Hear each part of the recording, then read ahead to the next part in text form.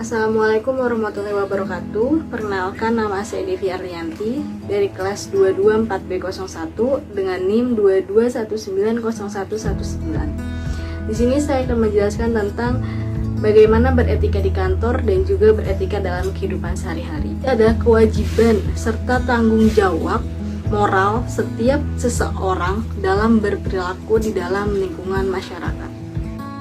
Yang pertama adalah beretika dalam berkantor. Etika dalam kantor ini mengatur seseorang dalam bersikap dan bertindak dalam lingkungan pekerjaan.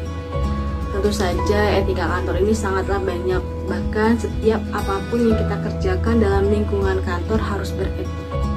Pertama adalah etika dalam bergaul. Setiap hari tentu saja pergaulan di kantor sudah tak terelakkan, karena di dalamnya mencangkup suatu komunikasi. Komunikasi sendiri sangatlah penting dan menjadi salah satu peran di dalam kegiatan berkantor kita sehari-hari.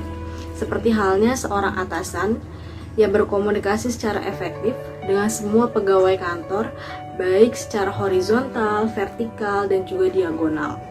Interaksi dan komunikasi akan berjalan dengan baik apabila kedua belah pihak saling menghormati akan hak dan kewajibannya masing-masing. Apa aja sih hal-hal yang perlu diperhatikan dan dipahami dalam beretika dalam lingkungan kantor? Yang pertama adalah bersikap sopan dan ramah. Yang kedua adalah penuh perhatian dan selalu empati terhadap orang lain.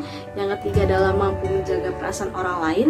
Yang keempat adalah berusaha untuk saling membantu apabila melihat teman kerja kita sedang membutuhkan bantuan. Yang kelima adalah mampu mengendalikan emosi kita. Yang kedua adalah etika dalam berpakaian. Penampilannya baik akan tercipta dari pakaian yang kita gunakan sehari-hari. Pakaian yang baik dan pas kita gunakan memberikan kesan yang anggun dan lebih profesional. Apa aja yang perlu diperhatikan dalam beretika pakaian dalam lingkungan kantor? Yang pertama adalah gunakan pakaian dengan ukuran yang pas. Yang kedua, berpakaian rapi. Dan yang ketiga, jangan merubah model pakaian yang tidak sesuai dengan selera kita. Yang ketiga adalah etika berbicara. Dalam berbicara, gunakan bahasa dan juga ucapan yang jelas dan gampang dipahami, serta selalu menjaga batasan-batasan yang mencerminkan etika dan tidak menimbulkan pembicaraan yang asal saja.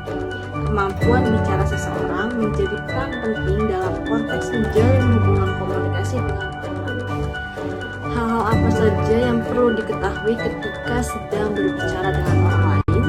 Yang pertama adalah pada saat berbicara harus menatap lawan bicara. Yang kedua, pada saat berbicara suara harus terdengar jelas. Yang ketiga, gunakan bahasa yang baik dan benar. Yang keempat, hindari menggunakan nada suara tinggi. Yang kelima, aturlah pembicaraan agar mudah dipahami.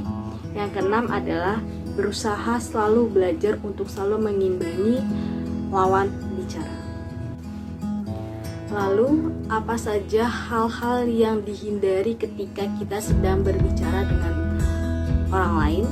Yang pertama adalah jangan membicarakan kejelekan orang lain.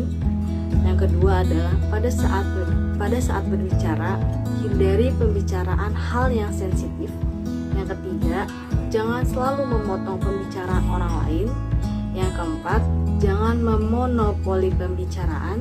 Dan yang terakhir adalah hindari untuk membicarakan diri sendiri atau membanggakan diri sendiri. Selanjutnya adalah etika dalam kehidupan sehari-hari.